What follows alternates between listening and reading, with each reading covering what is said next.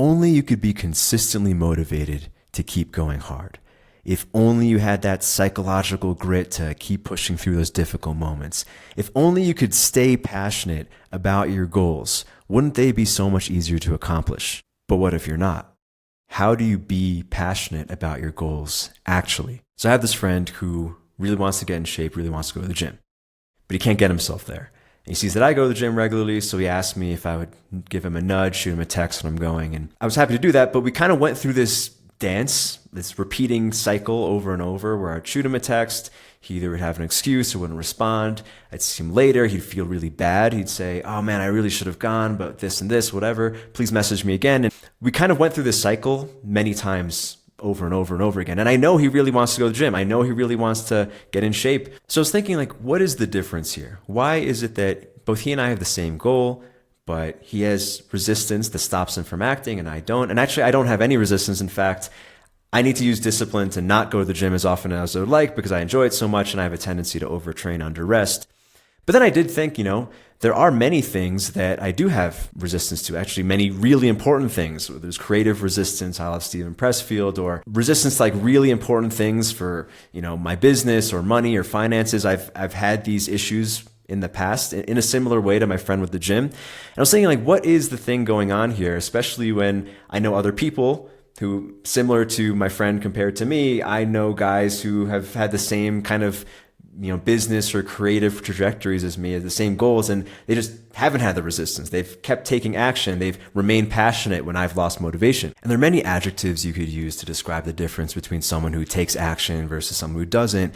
But the key component behind all of it are emotional reactions in important moments. Most of our behaviors in moments that are important to us, moments where we feel things, are downstream from patterns that have been conditioned into us. Now, this doesn't mean that you should just follow your feelings or be a slave to your feelings, as has kind of become a meme in modern society, but it's recognizing that whatever patterns you have were conditioned into you, and you can consciously condition new patterns into you. So in the same way that our behavior is downstream from these emotional patterns, our emotional patterns are downstream from previous behavior, which is a long way of saying that passion is in fact hackable. So in this episode, we're going to cover a functional model of the relationship between feelings and behavior, also a way to disable self-sabotage, and also how to rewrite your emotional patterns in order to change your behavior and stay passionate about your goals. So what is passion actually? Passion is when you get a consistent intrinsic reward just from paying attention to a certain thing, right? So you like doing it, you like learning about it, you like talking about it,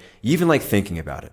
But of course, what's important is that enthusiasm continues, stays consistent, not just through the planning phase, not just when you're, reading a productivity book or a goal setting book or something about law of attraction late at night, but actually the next day when it comes time to take action. So we take feeling-based action when the expectation of reward or pleasure is greater than the expectation of failure or pain.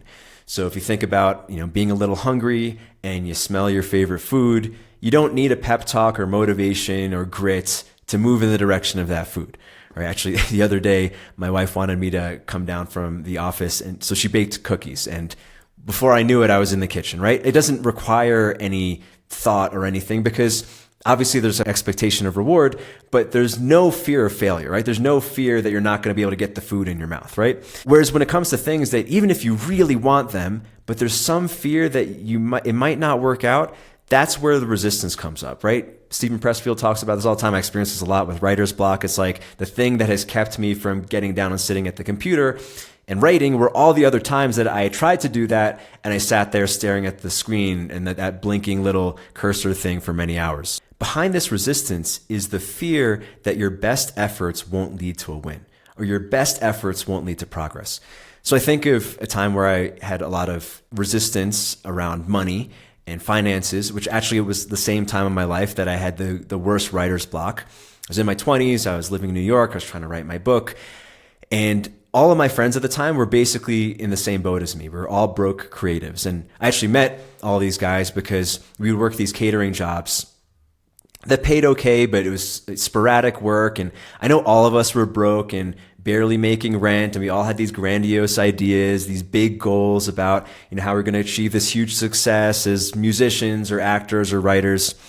And I remember this would happen a lot where We would say work an 8-hour shift, bartending at some corporate party or something, maybe make $200.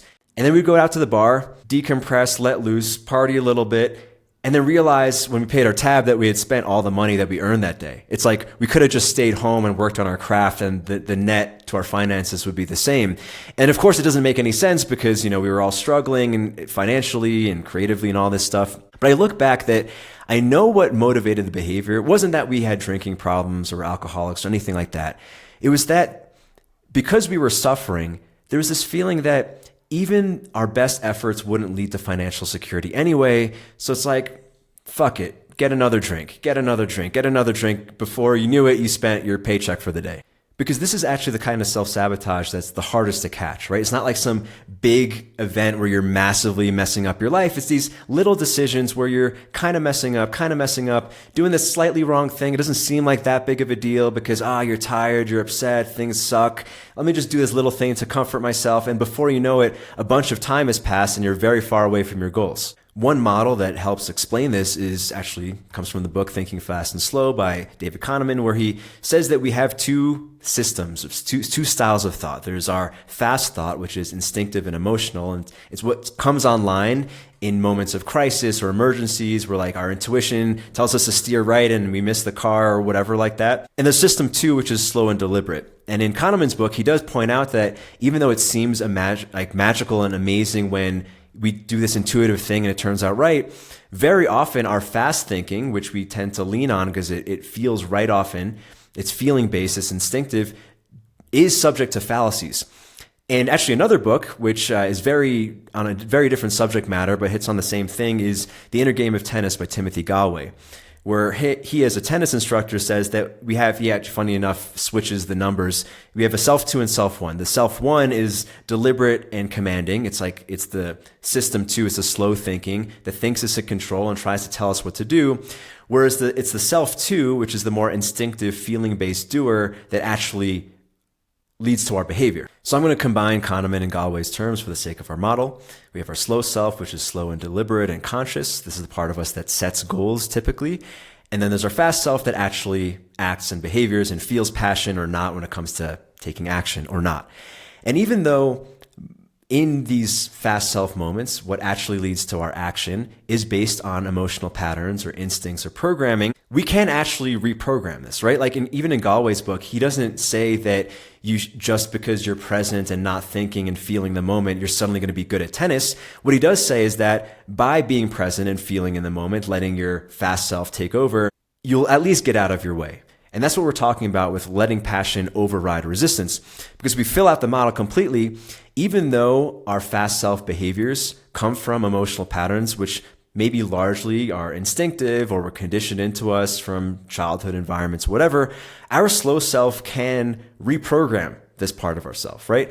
Enough behaviors lead to new emotional patterns that lead to new actions taken. And even though we're using the word fast from Kahneman, and we typically think of this part of ourself taking over in moments of crisis or competition or heated moments, even these little micro decisions to procrastinate or not, or to take the right action or not, get up and go to the gym or not, sit at the computer and write or not, spend your money or not spend your money in a way that's not useful to you.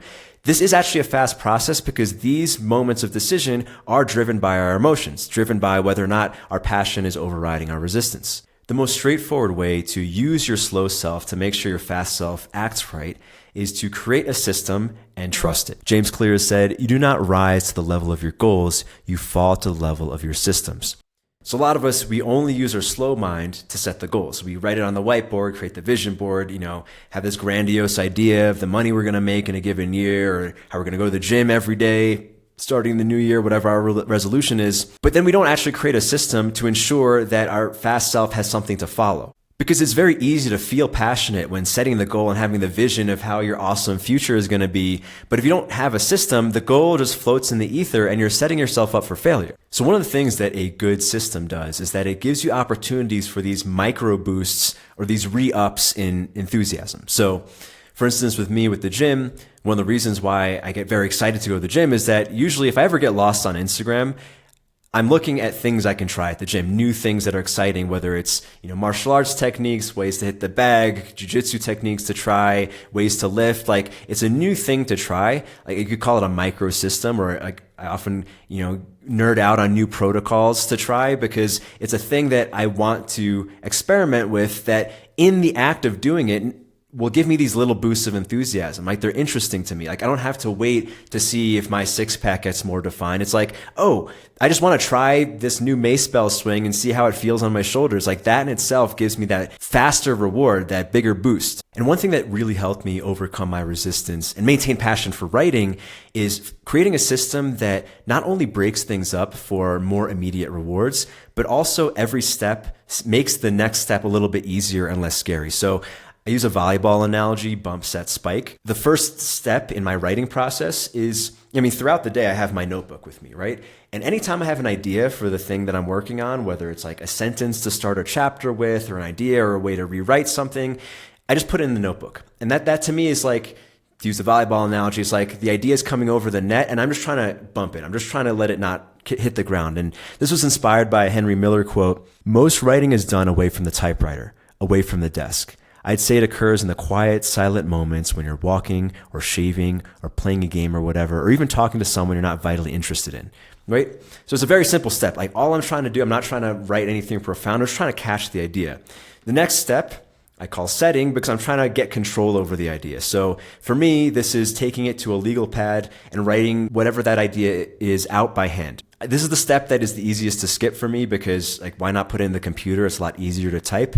But this was inspired by, I saw Joan Didion speak in New York City some time ago, and she was saying something about how computers, while of course it's easier and faster to type, it can actually disrupt the creative process, because on a word processor, Google Docs, whatever, it's easy to keep deleting what you wrote and keep rewriting a sentence. And I'll say, in the times that I had the worst writer's block, this would happen a lot, where I would maybe rewrite a sentence like 20 times because it just didn't feel right, as opposed to writing by hand, where it's like you put in an ink, you could cross it out, but it's just easier to keep writing. And in this process, in the second step of setting, I'm just trying to put out the idea. I might write other notes in the margins, whatever, but I'm really trying to set up the spike. I'm trying to set up the final step, where I take it to the computer, spike it down, which is putting it in the word processor, where I'm making it so much easier for me, because I have the entire thing written out in paper, and maybe it's all jumbled up, and maybe most of the sentences I won't use, maybe everything I'm going to rewrite anyway. But here I have kind of a map to work off of, as opposed to what I used to do, which is I would just go to the computer with no ideas, hoping that something good would come out, and very often nothing would. And I found this process allows my motivation to increase, because I'm making each step easy, and it's almost like my past self is setting up my future self for success, right? This past self is just getting the idea down so that my future self the next morning has something to work with the next day, because a good system shortens the parameters for winning. So you get that more immediate reward, which is a lot closer to having that intrinsic reward, which is what passion is. A good system allows you to take your eyes off of that big, audacious goal, which maybe seems impossible to accomplish, or when are you going to accomplish? It's going to have all of these roadblocks. And instead, how do I win right now? Because big goals actually create more resistance. And actually, on the deeper psychological level, this is largely related to what we now call Peter Pan syndrome, or what Jung would call the puer aeternus archetype, right? It's this type of person, or this archetype within a person, that generates these grandiose visions, these amazing things that you want to accomplish. But because of that, the fear is so great that no action is ever taken. And this idea actually hit home hard for me. Last year, I read the book, The Problem with the Puer Aeternus by Marie-Louise von Franz with my friend Patrick. We did a podcast on it last year. And one of the things that she wrote in that book was that men who are succumbed to the puer aeternus archetype, men who have Peter Pan syndrome, often have this idea that they're going to write this amazing, culture-shocking novel one day, but they never get started. And this stung, because even though, it took me 10 years. I just finished my book, by the way. It took almost 10 years, and I put a lot of hours into it. I worked really hard. I went through a lot of emotional anguish to complete the book.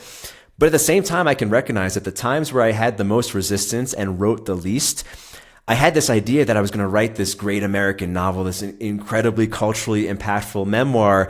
And the fear of not being able to do that, or this idea that I had to make this amazing thing that was hard to actually do in reality, prevented me from writing a lot, or it prevented me from writing well. Even if I sat at the computer for 4 hours, one of the reasons why I would just stare at the blinking line rather than putting words down is that I felt anything I wrote wasn't good enough, as opposed to finally having a system, getting the book done. And, I think my book is pretty good. I actually think it's damn good. It's maybe not the culturally shattering book that I thought I was going to write 10 years ago, but it's pretty friggin' good, and I'm glad I finished it as opposed to spending another 10 years hoping I was going to write a masterpiece. And I can even look at little decisions I made. Like my book initially was projecting to be about 1,000 pages long, right? And the idea that people would want to read my 1,000-page memoir was a bit, delusional and egotistical, but I was writing as if it was going to be 1,000. I mean, I wrote something like 900 pages, and only with my agent recently did we cut it down to like 250 pages, which was really hard to do emotionally. But I also knew that this was part of me growing up, like this idea that I needed to write what was correct, not write what my delusion stated, because these delusions of grandeur, this delusion of awesome, this grandiose goal, and I see this a lot with people who are into law of attraction, like who say like, oh, I'm going to manifest $1 million this year, and meanwhile they're making like 20 grand or something like that.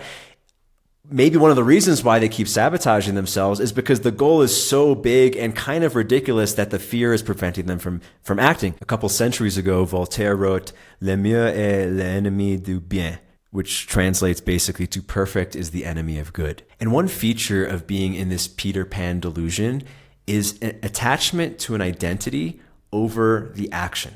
And I would see this in myself, right? I kind of liked the idea of being a writer and being a tortured artist even. And, there's a time where I loved, because I worked on one film, I liked introducing myself as a screenwriter, but it was the only screenplay that I wrote, right? It was the only job I had in the film industry, but I liked having that identity until after, many months of not writing another screenplay, I had to kind of drop that. But I would see this in my friends too. Many of my friends in the acting world who liked being an actor, right? They liked playing all the, they would dress cool and they would take acting classes and they would talk about acting, and you'd see them in the West Village and they'd be reading a Samuel Beckett play or something. But then we'd ask like, hey, so when's the last time you auditioned? And it would be crickets, right? There was something about the identity that allows one to avoid reality. It is the puer aeternus ultimately. It's like you can attach yourself to this abstraction of I am a writer who doesn't write. I am an actor who never acts. I am this thing, and therefore I don't have to do the thing that actually is what defines the thing, right? And Jung actually says the one solution to the puer aeternus archetype is hard work. You just do hard work. In other words, you follow a system and you go through the process of the system. You don't worry about the delusions or the identity or even the goals for that matter. You just pick a system that will most likely lead to the goals you want, and you just do it. As with all Jungian archetypes, there is a positive evolutionary basis for the puer aeternus, right? When you are an actual child, like say a 7-year-old boy, it's totally healthy to imagine an amazing future and dream big and think of these amazing goals, because when you're 7, all you can really do is think. You can't really take action in the real world as an adult. But it's not okay for an adult man to constantly be thinking, oh, I can be anything, I can do anything. Maybe it's true, but you also have to do the thing. You can't just keep thinking about it, because this idea of anything is possible, it's kind of like in theoretical physics, Schrodinger's cat, right? The cat, until you open the box, the cat is both alive and dead. Both possibilities exist, but once you open it, the wave function collapses and you have to find out which reality you're in. It's kind of like that with like, as long as I don't take action, as long as I avoid the system, I can hold on to the possibility that I am a hero. But if I open the box, if I take the action, if I employ the system, I might find out I'm a loser. I might find out that that's not true. So this archetype, this puer aeternus, this Peter Pan syndrome is driven by not wanting to find out, holding on to the possibility because you don't want to find out if the cat's actually dead. Whereas part of growing up and progressing your real life is you have to collapse the wave function. You have to find out whether these possibilities are true or not. Maybe some of them are true, but you're going to experience failure too, and that's part of being a man and growing up. Of course it's scary, because sometimes you're going to open the box and find out the cat is dead. You're going to try for something and find out you're actually not that good at it, or not that good right now. But that's exactly what unlocks your passion in a big way. Which brings us to our next and most important part. Every moment of emotional distress is an opportunity to unlock passion. I also wanted to look at places where I'm maybe still experiencing resistance, not fulfilling my potential, still getting demotivated. And I thought about certain elements of my career because while I've, developed a career that I'm happy with, it's pretty decent. I've gotten further than a lot of people I know who maybe either didn't get started, didn't stick with it, or couldn't find basic success. There's also some people I know who far exceeded me, who've been on a similar path, who've had similar goals. And actually 2 acquaintances come to mind who basically were so successful that they retired in their 30s, doing something similar to what I'm doing. It's not really about money, but on a pretty objective level, they've been at least 10 times more successful than me. And I was thinking about it like, maybe they're smarter, maybe they're more talented, maybe there's a lot of things, but they're not 10 times smarter. They're not 10 times more talented. And I was sort of thinking in the same way, like, what is it that they were able to do that I wasn't? Or why is it they were able to go so much further than me? And being brutally honest with myself, I had to look at least as far as I could see, they never were derailed by emotional discomfort in ways that I have been. Right? They would take maybe negative feedback as, okay, I'm just going to reiterate, as opposed to me, where many times, both creatively and, monetarily, there've been a bunch of times where the discomfort of something or like the experience of failure kind of it basically took away my passion for a period of time. So actually, I was thinking of one of these 2 acquaintances. He and I met in a marketing mastermind a long time ago. And he basically got the same information, in a way got the same system, but he was able to implement much more quickly and consistently than me. And I remember back then, I was telling him like, oh man, this is so hard, blah, blah, blah. I was kind of lamenting to him about my emotional business challenges. And he gave me practical advice. He's like, well, if this is the problem, then just do this and that's it.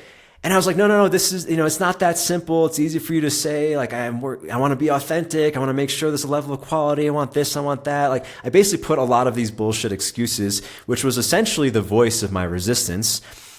And to him, he didn't actually understand. And in kind of the same way that I don't totally understand, or it doesn't seem obvious to me why my friend who can't go to the gym can't go to the gym.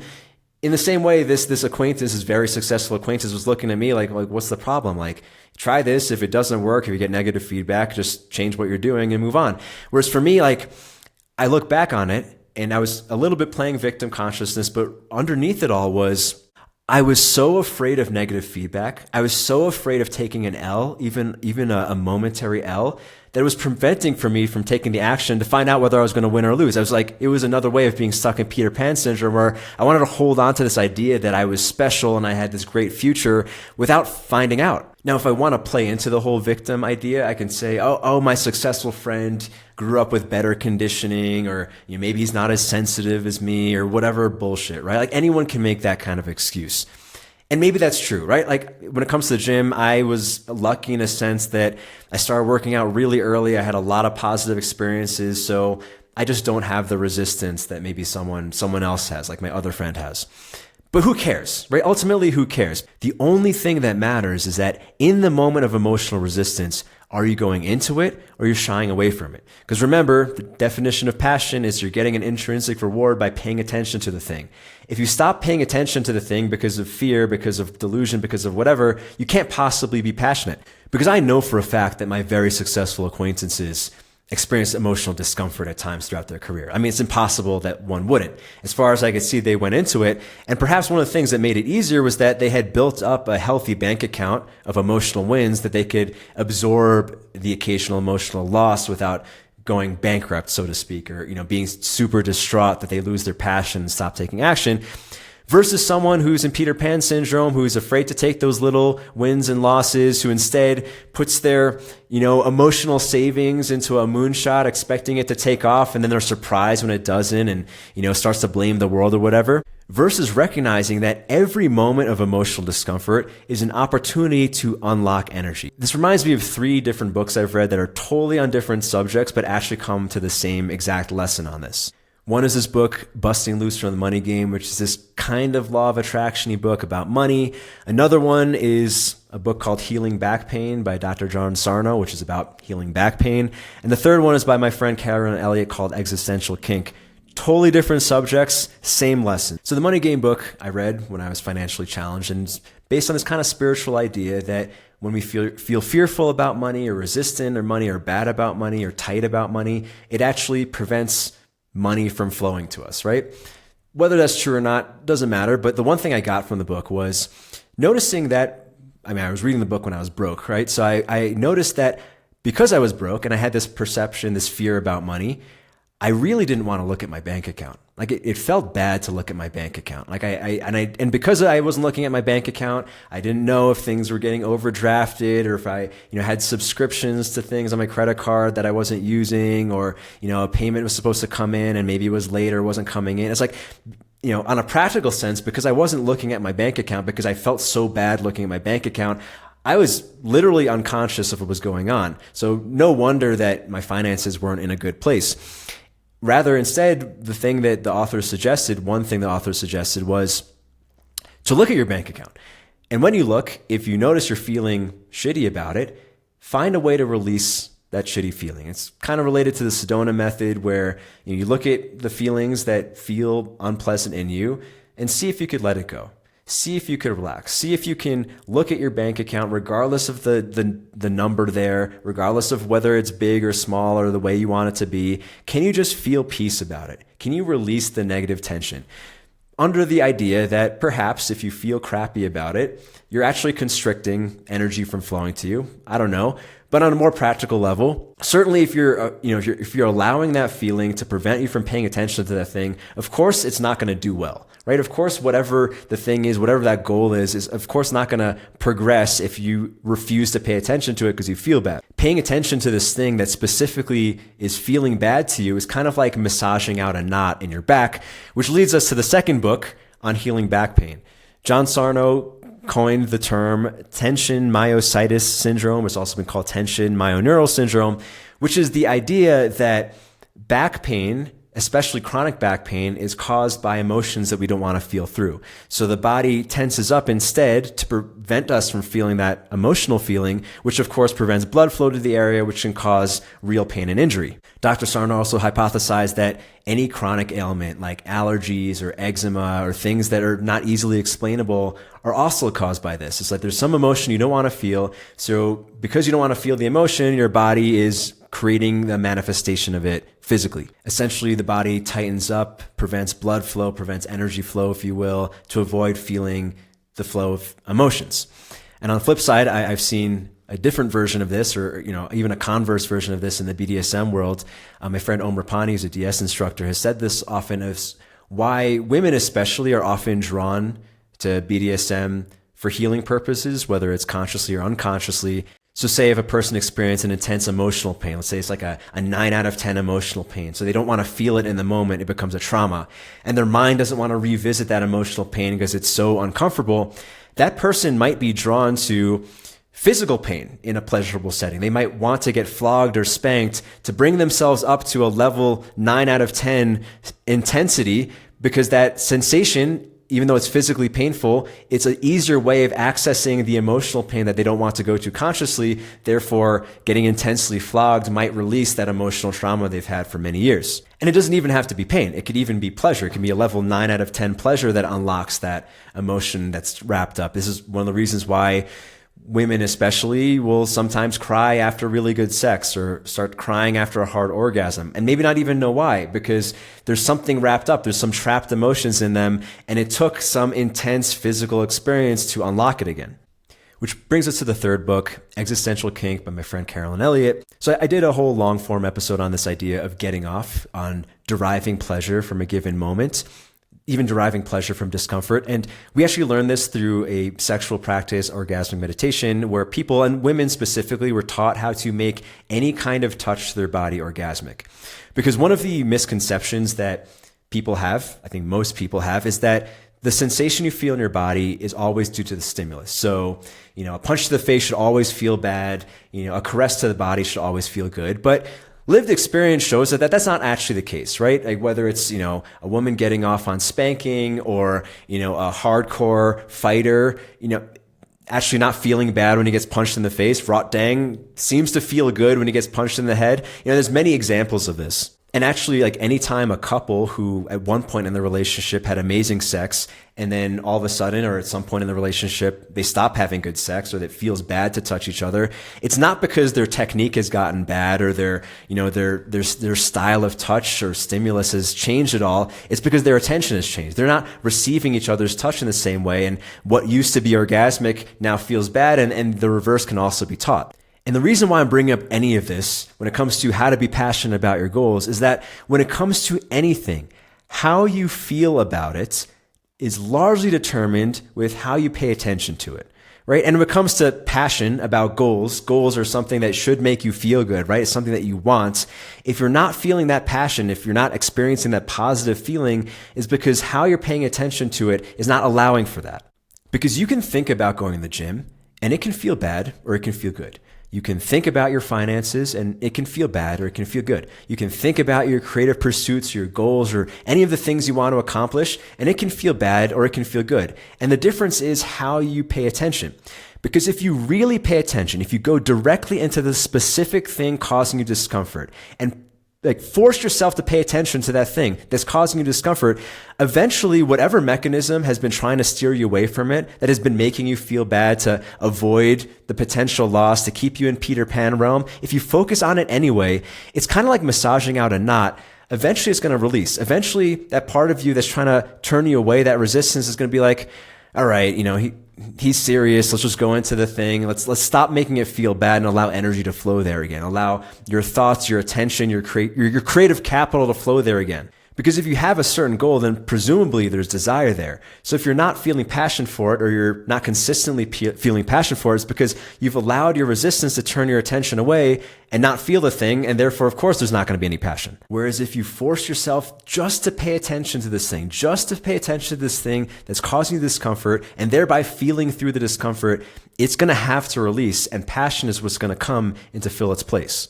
In conclusion, passion is hackable. You can retrain your emotional response to remain passionate about the things that are important to you using your slow self and your fast self.